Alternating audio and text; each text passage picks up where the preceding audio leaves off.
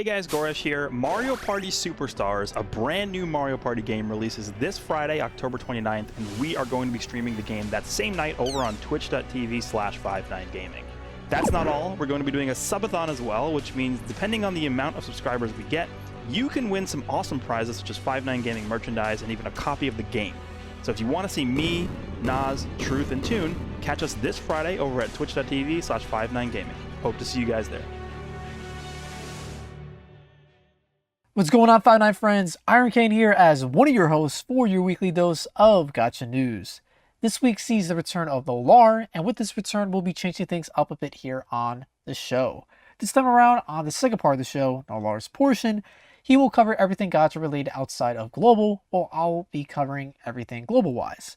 After you guys are up to speed, if you enjoyed the video, feel free to leave it a like, comment down below if you like us splitting up the show like this, and subscribe to 59gaming for all your mobile gaming needs. With that said, let's get right into this week's news. Starting us off, we have That Time I Got Reincarnated As A Slime, a Zeitgeist Memories, and it's hit all of its pre-registration goals.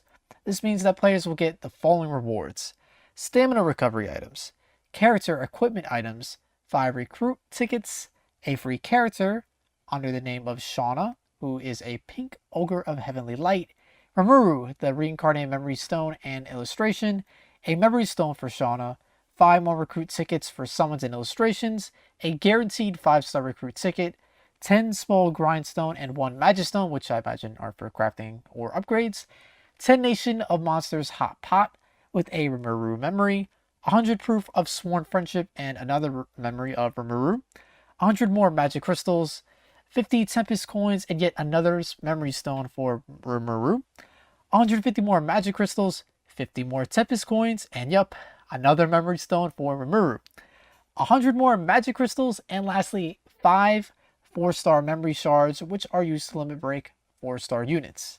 That's for 950,000 pre-registrations, which is a pretty impressive feat, and I believe now they've hit up 1 million.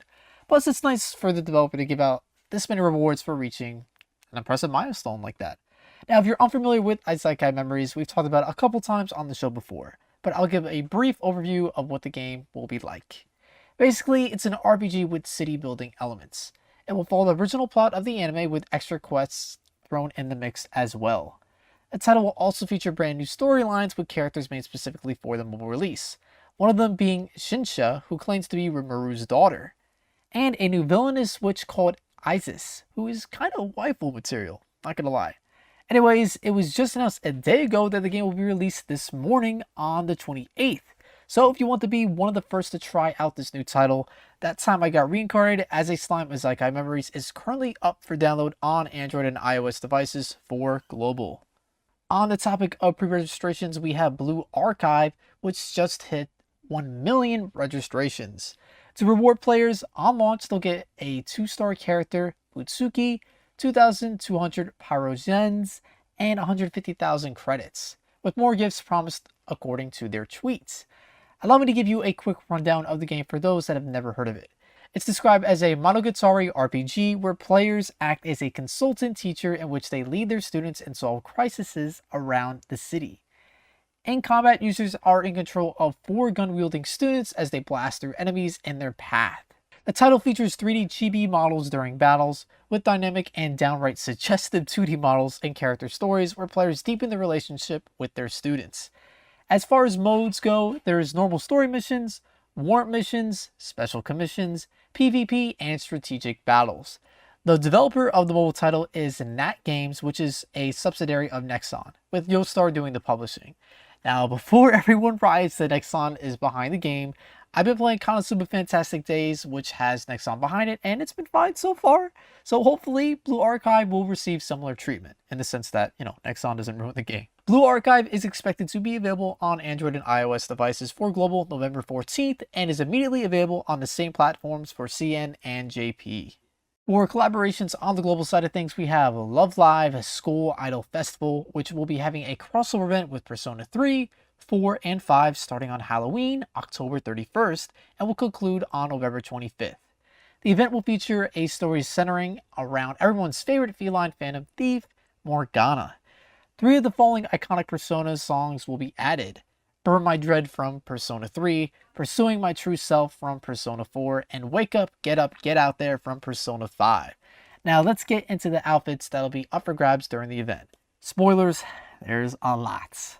Hanoko Kosaka with a Palladian skin, Ellie Ayase in a Pelcelia outfit, Kotori Minima in a Johanna outfit, Umi Sonata in a Konohana Sakuya skin, Rin Hoshizora with a Tomoya Gozen costume, Maki Nishikino matching with Carmen, Nozomi Tojo in a Sakuno Hyona outfit, Hanaya Koizumi with a Io costume, and lastly Nico Yazawa matching with Milady de Winter. And that's just for UR members. For SSR members, we have 9 more names for me to brutally mispronounce. First up is Chika Takami in a Psyche skin, Riko Sakuruchi matching with Himiko, Keinon Matsura in a Necronomicon outfit, Dia Kurosawa in a Kaguya costume, Yu Watanabe in a Cendrilian outfit, Yoshiko Tsushima matching with Adrine, Hanamura Kumikata in a Lucia outfit, Mari Ohara in a Orpheus costume, and lastly Ruby Kurosawa in a cute Pandora skin. Yeah, so let's just say they didn't skip out on the cosmetics for this collaboration. Also, if 50,000 players visit the special website made just for the event, all players will be rewarded with items to scout the collab UR units. If you'd like to participate in the collaboration when it starts on the 31st, Love Live's SchoolIdolFestival is available on Android and iOS devices for global. We finally have a release date for Hatsune Miku Colorful Stage. The rhythm game will be dropping on December 7th this year. If it's your first time hearing about the title, it's basically anime Guitar Hero, so if you're into Japanese pop tunes and Guitar Hero like gameplay, this title is probably for you. It will feature original bands made just for the mobile release and ones you may have heard before.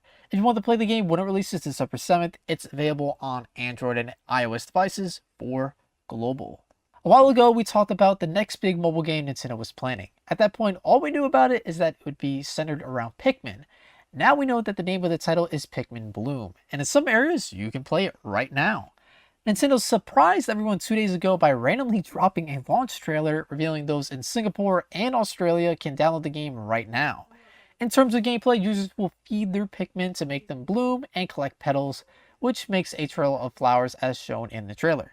Miis will be making a return in this release, acting as players' in-game avatars. The game acts as a walking journal of sorts. It will log how much you've walked, where you walked, and shows a little montage of your walking at the end of the day. There's an AR feature coming as well, which will allow you to view your Pikmin in the real world. Niantic, the developer behind Pokemon Go, is the same developer behind this title.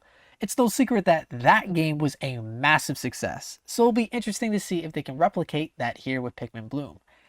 Pikmin Bloom will be available worldwide on Android and iOS devices as soon as Nintendo lets us know. But as previously stated, it's currently available in Australia and Singapore. For my last story, I'll be talking about Final Fantasy VII The First Soldier. The game is finally up for pre-registration in anticipation for its release sometime next month. And with pre-registration being up, that means rewards have been announced if players manage to reach certain milestones.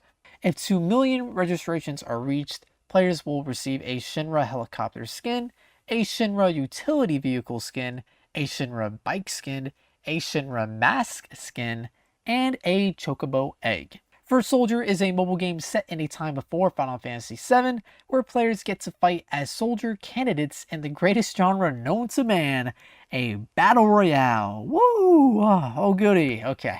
As a soldier of Shinra, players will be able to use guns, melee combat, and magic as well between classes like Ninja, Monk, Ranger, and more, each with their own unique abilities and attributes. The game is accepting applications for its ambassador program, so if you're a creator that plans on really getting into this game, make sure to apply to the program before November 3rd.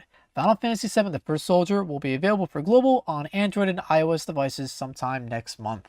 And with that, the global portion of Gacha news is finished. Time to throw things over to Lar, who will handle everything JP and beyond. Take it away, man. To start us off on the JP side of things, we have another Konosuba Fantastic Day story about a collaboration it'll be having with OverLord. The crossover event will be starting on October 31st and will feature 3 characters from OverLord and 3 skins based on the collaboration for Kazuma, Megumi, and Darkness. The summonable Overlord units will be Ain's Olgaun, who will be a dark type. Shoutir Bloodfallen, a light type. The Overlord units can be get for free is Albedo. All players need to do is complete their corresponding missions. So if you completely get shafted on the banner, at least you can get one of these new units. Now, for the Konosuba skins, Kazuma first, there will be a dark type. Next is Megumin, who will be a light type. And lastly, there's Darkness, who, well, as you guessed it, be a dark type as well. This is a limited time banner that may not come back for a while, so if you want these characters and skins, you better get grinding. At the moment, there's no word if the collaboration will make its way to global, but that version is about a year behind JP, so we won't know if it's coming to that version for a while. If you're interested in Konosuba Fantastic Days, Gale and Iron did a first impressions video on the channel a little bit ago for the global version, so check it out if you want to hear what the game is like. And if you'd like to take part in the collaboration when it goes live on the 31st, Konosuba Fantastic Days is available on Android and iOS devices for JP. Next, we have D4DJ, which is currently undergoing its first anniversary on JP. There's a lot to cover here, but we'll get through as much as we can. Chapter 2 of the game has now gone live, with over 300 songs being implemented since release. New functions like Floor Challenge and Costume Change have been added. In Floor Challenge 16, up to 16 players can gather to perform large-scale live performances. This function can be played to your heart's content, with no voltage needed to participate in the mode. In Costume Change, players can, as you guessed it, change costumes, giving more opportunities to customize characters. For login bonuses, player can acquire up to 6,000 diamonds, and all you need to do is log in for at least 4 days before November 5th, so don't miss out on these easy freebies. There will also be a raid that will be up from now until November 1st. By completing the raid, players will earn points, and by accumulating a certain amount of points, various rewards will be distributed based off of your ranking. And the special first anniversary gacha, players can get items that will allow them to select their unit of choice, making the perfect opportunity to get that unit that you're missing. The banner will be up until November 3rd, so act fast. Lastly, in celebration of the game starting Chapter 2, an original song will be made just for this new installment. So, if you'd like to participate in the anniversary celebrations, D4DJ is available on Android and iOS for JP. If you're looking for a brand new gacha to play, look no further than Gate of Nightmares. Some of you may recognize the art of the game, but if you do, that makes sense because the illustrations for the tile are being done by Hiro Mashima, the manga artist responsible for Fairy Tail and Eden Zero. The game is also being written by Jin Fujisawa, the writer who wrote for games like Dragon Quest IX, Sentinels of the Starry Skies, and Dragon Quest X. The story takes place in the world Remrius, where the real world and dreams collide. The player follows two characters, Emma, a Nightwalker that summons monsters from nightmares, and Azel, a boy who just so happens to attract these monsters. In terms of gameplay, the mobile title incorporates a 3D action battle system where players fight off nightmares, which are basically monsters with a tap of a button. To initiate combos, players would hold back the attack button, and to dodge enemy counterattacks, you'd hit the dodge button. Throughout the battles, a gauge is filled, and when at max, players can dish out powerful skills accompanied by 3D cutscenes. The nightmares that players can fight can also be collected, merged, and transformed to make brand new creatures by following recipes. If you'd like to try out Gate of Nightmares for yourself, the game is now out on Android and iOS devices for JP. For my last story, I won't be talking about a specific gacha game per se, but a pretty prolific voice actor for a number of mobile titles, keanu. Keanu was removed from multiple gachas because of something controversial she did back in February. Now, we won't get into any specifics here, but if you'd like to read up about the situation yourself, please look in the description below. Now back to how this relates to gachas. Two of the games she was removed from were Arknights and Punishing Gray Raven, and now it's confirmed that she will be replaced. In Punishing Gray Raven, Keanu's voice for Liv will be redone by Miku Ito, when Arknights just confirming that the character with Keanu will just be updated.